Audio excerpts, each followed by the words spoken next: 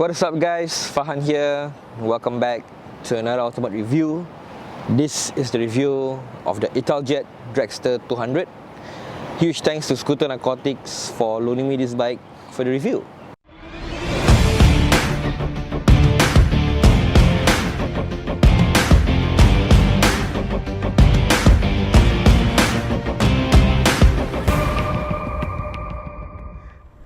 Alright guys, so let's get the riding review of the Italjet Dragster 200 started. It's a very hot day today. So unlike most automatic scooters, it uses a key as opposed to a transponder, and the key is pretty interesting because it really matches the trellis frame of the bike itself, and it has this nice decal over here. It says Ital since 1959 and operates similarly like a pocket knife. So just press the button over here and the key comes out. So wow, pretty cool. So putting the key in the ignition and twist the ignition, press one of the brakes, starter. Okay, so let's go. So right off the bat, when you're riding this bike, it really handles like a dream. I mean, I really cannot stress this much, but the handling on this bike is really awesome. It leans and turns wherever you point a bike to. And speaking of that, the top also, probably the fastest automatic scooter I've ever ridden, even faster than the Gilera Runner 200, in which I touted that as the fastest automatic scooter ever, but this beats the heck out of it. And I'm really enjoying every moment with the Dragster. And yeah, I mean, the Dragster is conceived as a sports scooter, so it's really meant for you to bring it to the track and, you know, whack this bike out. And at the same time, it can also be ridden on the streets legally, of course. And as a racing scooter, it comes with a lot of quirks that you don't really see on any other automatic scooter. We're just gonna elaborate on that later on. And I had to sit down with the bike, you know. And just turn right here, Mount Pleasant. Probably the best place to test this bike out because there's not much traffic here, and there's a lot of turns here in which you can really lean this bike. Wow, you can really play the corners here, which is awesome. And the suspension itself, the forkless front suspension, which isn't typical on any other motorcycle they've ever seen, and it's unique to only two bikes. The first one is the Yamaha, I forget the name lah, and the Dragster, of course. The first generation Dragster also has this, and this bike, the reboot, also features it. And you don't really feel much of the bumps, road markings, minor road imperfections and all that. Really well handling bike. Given the low center of gravity, the tank and the engine is really close to the ground, so really helps with the handling. Unlike most scooters, you know, with a smaller wheelbase and such a tall ride height, right? The handling of scooter, you really need to get in there and lean into the corners. But for this, it doesn't take too much effort to handle the bike. Even in the corners also, it really handles perfectly. You see, effortlessly. I'm not even doing too much effort to lean into that corner, you know. Whee! And it just wants to go lower, you know. You can feel as if you can go lower on it. It's really a well handling bike. And the torque, not to forget, is really awesome. Alright, so we're out of here. Let's make a left right here. This guy also wants to go left. Oh gosh, traffic sucks today lah. And weighing 112 kg, it's probably one of the more lighter motorcycles that I've ever ridden on. Even though it's light, right, you don't feel as if you're gonna fly on the bike. It's pretty much stable at 90 at high speeds. You know, if you want to whack this bike on a street or something, right, there's really no issues with it lah. Oh, this is the Calicot Broadcast Center. Going uphill doesn't struggle at all. The engine does perfectly well, you know. Really awesome handling bike lah. And on small streets like this, you feel pretty much confident on the bike, you know. I cannot go that fast lah because after all, I'm on a scooter. There's a lot of blind corners and this is public road, so not recommended for you to speed or really whack the bike to the fullest lah. But I think in city traffic, start traffic, even if it's a scooter, it's pretty standard handling in my personal opinion. And if you want to whack the bike, Oh man. Really effortless leaning to the corner right now. Oh my god, maybe the time of my life with this bike, man. Wow. I mean, I feel very confident, you know, leaning to the corners and taking in the bends like that. So I just want to go back to Caldecott broadcast center, you know, to see what's going on over there. Woo! And the Brembo brakes on this really awesome, you know, stops on a dime, no issue with fishtailing at all, comes with dual channel ABS. You have to worry about putting the bike in like wheel lock or fishtailing or self skid or anything. Well, it's such a pity that Caldecott broadcast center had to close and move to Mediopolis. Really has a character to this place lah. Such a pity, in my personal opinion. Since we cannot play this bike in Mae Hong Son, right? We can play the Andrew Road, I guess. There's a lot of humps here lah.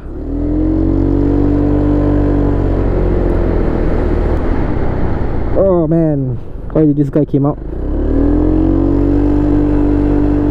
Say traffic, no issue. And I think given the bike's awesome torque, you can get away from sticky situations or somebody who's still getting you. No issue at all.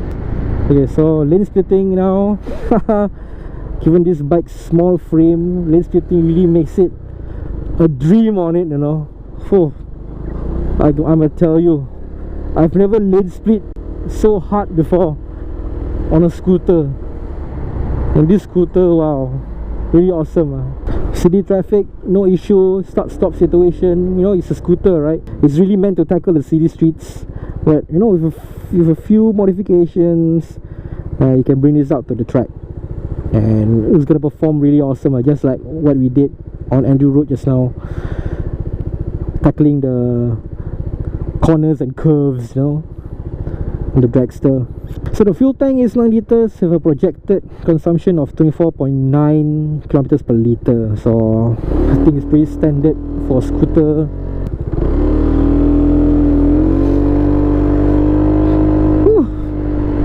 Pretty good launch right there. 0 to 50 in like what, 2 seconds. Yeah, as you're riding this bike, you can really feel everybody is looking at you, you know. Every rider, every scooter rider is like looking at this bike and like asking themselves, what the heck is this, you know. Manufactured by independent Italian scooter maker Italjet Moto, the Dragster nameplate was initially used on a scooter that was produced from 1998 till 2002. It's notable for its forkless front suspension, which was in turn inspired from the Yamaha GTS 1000. The rebooted Italjet Dragster 200 made its debut in 2021, featuring its trademark forkless front suspension along with a futuristic and radical design. Engine is sourced and shared from Aprilia Scarabeo 200, a 181cc liquid-cooled single-cylinder 4-stroke 4-valve UHC Rotax engine with fuel injection and an automatic CVT transmission. Alright guys, so let's start off with the riding posture. You're sitting on the bike right here, riding posture. Very comfortable, arms aren't too stretched out, no squeezed in like this, like most scooters, right? The handlebar position is basically almost like a smaller version of a motorcycle handlebar position. And they got the sitting ergonomics figured out. So for this bike, yes, I'm sitting on it for long periods or riding on it for long periods, right? My back doesn't really hurt or hunch. So it's a pretty comfortable ride lah. So the ride height is 77 cm and I'm 165. As you can see, I'm fully flat-footed on this bike. Okay, wow. I've never been able to done this on any other automatic scooter before. Even the Aerox and the NMAX and also the ADV 150, I'm tiptoeing slightly a bit, but I'm really flat-footing, really legit flat-footing on this bike. It really makes it confident when you are riding this bike, you know, wanting to put your foot down at a stoplight, for example. So we have to talk about the general design of this bike. When I first saw it, right, it's really nothing that I've ever seen before on the streets, okay? Lack of body cladding on the sides over here, very angular, aggressive, stripped down. It's almost like you're riding a real race-spec motorcycle, you know? And the front end looks like a Ducati in terms of the headlight shape, but it's more angular, it's supposed to curvy. And most notable feature that is highlighted on the Dragster 200, modular trellis frame on the bike here. Usually a common feature for premium motorcycles, and to show off its premiumness, the Dragster has it too. It really takes it to the next level, exposing all of the internal components that is usually hidden under body panels. So this is something that I've never really seen too much on most motorcycles lah. But even though it's a futuristic and radical design, right, there's actually some design elements that ties it back to its predecessor, mid-90s era scooter. The front vents right here, and surprisingly the previous generation of the Dragster 200 also has a trellis frame which is exposed also, so it's not too far off from its predecessor lah. But the way they designed for the current generation of Dragster, right, it's really wow when you first look at it lah. So let's talk about handlebar controls. Basically nothing much, just basic. High beam, low beam, hazard light, horn, left right signal, and the starter and the kill switch, in which the buttons look really cool, right? Really gives it a nice racetrack kind of look. And the handlebars, right, they look like clip-ons, but they're actually not. But I think this part can be separated. Grips for the Dragster, right, the stock grips I'm talking, really feels like a domino. So I don't think you need to change your grips to any aftermarket ones, and it's really grippy when you're gripping it, really nice to the touch also. And the handlebar sliders, as you can see over here, the turn indicators is actually integrated into them, so doesn't have any of the signal stalks that is on the bodywork. Really makes it look, in my personal opinion, ugly. It truly integrated with the design. And just to let you guys know, the mirrors aren't actually stock on this. Okay, so the mirrors, they've changed it out to an aftermarket one. And let's take a look at the gauge cluster. Okay, so basically nothing much. It's very small, but I think it's still visible to the human eye when you're riding it. Okay, basically there's a speedometer, a clock, and odometer. In between the LCD display, there's actually two buttons which can toggle display. So the first button on the left over here displays trip A, trip B, and toggles back to the odometer. And the second button here actually toggles to the total hours that you're on the bike. So that is pretty interesting, almost like an aircraft kind of thing, in which it displays its total hours spent riding this bike, right? So for this particular bike, it just came out, it's actually been 22 hours the bike has been ridden, which is a pretty interesting feature that you don't see on motorcycles. I'm not sure if the premium Ducatis will probably have it or what. Maybe sports bike will have this kind of feature, the riding hours spent on the bike, right? But the Dragster, surprisingly being a race spec bike, it does have it. So let's talk about the riding tech on the Dragster 200. As mentioned, full LED gauge cluster, and there's also a USB port over here, surprisingly. And dual channel ABS provided by Brembo. Brembo, okay guys, Brembo, yeah. I mean, usually premium bikes will come stock with Brembo, but this, an automatic scooter, comes with Brembo. Wow. Would you see this on an Aerox and NMAX? No, right? Full LED lighting, and this is my favorite feature, especially the rear tail light, the running light. It's really nice when illuminated and really reminds you of those premium sports bikes. Being a sports scooter, there's so much storage on the bike, as you can see. So yeah, but there is underseat storage. Surprisingly, there is underseat storage. So the key over here to access it, twist, and then but it's not that big. It's very minuscule and small. They use it to actually put the instruction manual and the tools that comes with the bike. And there's also, surprisingly, there's ports in the unseat storage. Okay, it's for when you want to add power commander or anything that modify your bike. And the Dragster has made it easy for you to plug and play anything and everything. And you can just house it in the underseat storage without leaving too much clutter on the outside. So this is really great for people who want to spec out their bikes, and it's really pretty interesting look to it. And we have to talk about the most notable feature about the Dragster 200, in which the forkless front suspension, and this is quite unusual for a Class 2B scooter to be having this. The Dragster's forkless front suspension is actually inspired from the Yamaha GTS 1000. There's also other models that have it, but I really need to dwell into the research to know what the other models are lah. Makes it a unique bike and a hit turner, and probably a conversational striker with all your riding kakis. But I have to comment, the suspension is really awesome. Okay, it really absorbs most of the impacts and road imperfections as tiny road bumps and road markings also. So as I'm riding it, really smoothens out the riding experience. Another quirk about the Dragster 200 is that it actually doesn't have a side stand. Okay, there's no side stand, there's only the main stand. So to dismount, you actually need to hold it up and dismount and then put on the stand. The reason why the Dragster doesn't have a side stand is because when you're riding this bike, you want to get low into the corners, right? At a track or maybe a race, for example. The side stand actually hinders it from going it lower, so it will scrape the road if there's a side stand on it. So Italjet decided to do away with the side stand completely and give you guys a side stand. And it takes a bit of getting used to, especially if you're first riding on it. So this particular color right now that I'm reviewing, okay, it's actually called the NRCT White Red.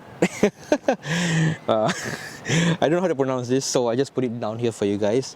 And there's also an RCT Yellow. Sorry, I had trouble mispronouncing the word. And RCT lah. The word is right here for you guys. There's also black grey, and the first edition limited color, right, that you are seeing right now being unboxed at Scooter Narcotics. That is the black and magnesium color, the first edition color. I think that is much more limited edition. For some reason, this is also limited edition. There's a plug right here which states limited edition 293 out of 499A. I'm not sure this is for the bike production or the color of the bike, but I assume that if it's the color, if you want a limited edition, you can just change out the cover set lah. So Italjet made the Dragster with customization in mind, which is why it's like bare bone, fully exposed, and you can see all the internal components, and it's easy to swap out parts, do upgrades. And from what Scooter Narcotics has told me, there's actually a lot of OEM parts and accessories. Do check with Scooter Narcotics for availability and legality lah. So let's talk about machine price. Okay, so this is probably the most expensive Class 2B automatic scooter that we've ever come across, and machine price not inclusive of COE. I repeat this again, not inclusive of COE, 12,800. So the reason why it's expensive is because it's a racing scooter. It's an Italian bike, it's a sport scooter, Brembo brake calipers, Pioli shocks, and everything down here feels premium, good quality, Aprilia engine, forged parts over here. You're really getting your money's worth lah for that price point. And Scooter Narcotics, they brought in this bike, right? They're offering 1-year warranty or 12,000 kilometers mileage, whichever comes first lah. And from April 1st, riders who buy the Dragster from Scooter Narcotics, you're gonna get a free Merca racing suit. So I don't know which other dealer really offers a racing suit when you're buying this bike, but they really want to tell you, go and race this bike, go and race the Dragster. Scooter Narcotics, when they brought in this bike, Mark, the owner, he is really passionate about the Dragster. Even when I was there collecting the bike, right, I was actually modifying a particular Dragster for race use. And yeah, that's the goal with the Dragster. I mean, you can swap out parts easily for the track, then swap it back for the street, From what I see, there's really a lot of aftermarket accessories for the Dragster. There's even the aftermarket exhaust, but I'm not sure what kind of exhaust is approved for the Dragster for street use. So do check with Scooter Narcotics. But from what I see, they really have a lot of accessories. So riding on the highway now, because there's no windshield in front of you, you can really feel the wind against your face, but it's really stable. You don't feel the bike like it's gonna lose control or swaying with the wind, Despite weighing at 102 kg, maybe because this has something to do with the lower center of gravity. I mean, all of the components, heavy components that is on this bike is really close to the ground. so really improves handling and its low center of gravity.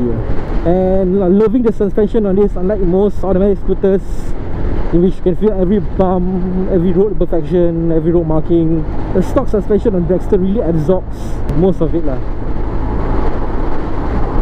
You don't really feel uncomfortable on it.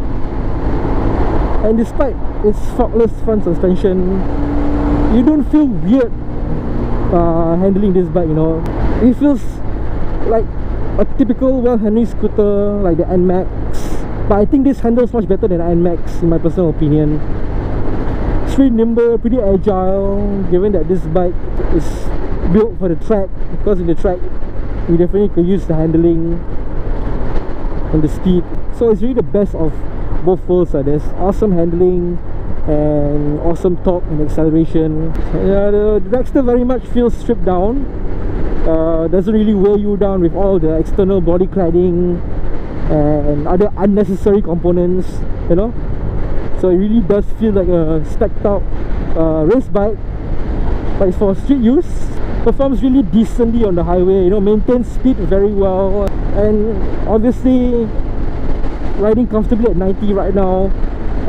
You can obviously go much faster than this, and I don't feel like the bike is struggling at all, or you know, screaming its lungs out because it's going at 90, you know. Like certain 2B scooters, unless you modify it, you're gonna feel as if at 90 it starts screaming, begging for you to slow down. But this doesn't. It feels as if it can go even more than 90. I love the sound on this bike, you know. As you're riding it, there's a nice sounding growl to it. Like it's very, you know, performance oriented.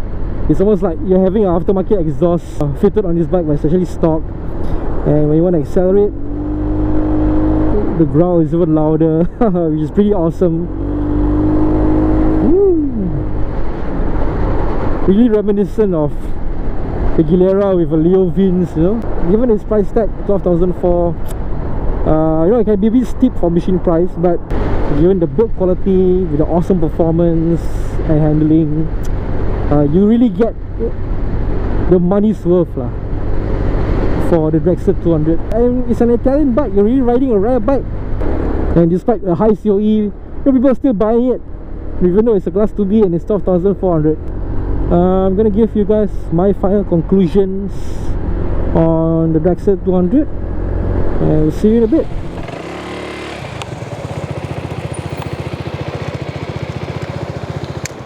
So 5 days to the bike. Putting it simply, I really love the Italjet Dragster. However, I don't think that it's a bike for everybody.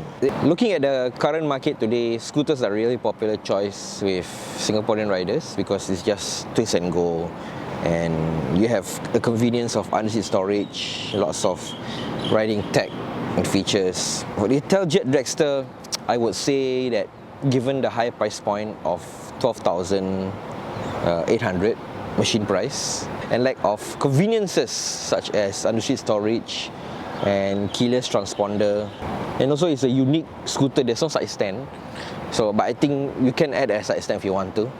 I don't think this appeals to the wider population of riders that is looking for a scooter to simply ride on a daily basis. The Italjet Dragster is a very niche bike. It's really a racing scooter with the performance and the quality that you expect of a continental bike. I would say that this is like MV Agusta in scooter form. But it's really an interesting ride. It's gonna give the Gilera runner a run for its money lah. I think if you're looking for performance, handling that is similar or way above the standards of the Gilera runner, this is the bike for you. Because the Italjet Dragster really impressed me. Okay, and Scooter Narcotics themselves, they had brought this bike out to the track and they've kindly provided the footage of them riding around KF1, which is, well, pretty interesting to see. Upon riding it, it really does have the handling and the performance that you pay for and really also the build quality also in general and the features, and it's definitely a head turner on the streets. I mean, when I'm riding out with this bike, people look at me up and down, wondering what the hell is this, you know? Especially the forkless front suspension with the spring right over here really gives the Dragster an interesting look to it. I would say that the Italjet Dragster is probably for riders who want something unique, something they can bring to the track. Also something stylish, you know, and something different. And a head turner on the streets. And probably a chick magnet. But don't take my word for it. You can come down to Scooter Narcotics and see it for yourself. Maybe even request a test ride from them around the industrial park. Try out the Dragster lah. And I mean, given a chance, if I have the money, if I have lots of money lah, basically, I don't mind getting one as a spare bike. But in my personal opinion, this is something that I wouldn't ride on a daily basis lah. Maybe on the weekends, you know, for a leisure ride on the track, you know. But I think it is possible to daily this bike if you want to lah. If you really want to, at a side stand, at a box, and you can daily this bike lah. So yeah, that's it for the review. Huge thanks to Scooter Narcotics for loaning me the Italjet Dragster 200 for this ultimate review. Really appreciative for their cooperation.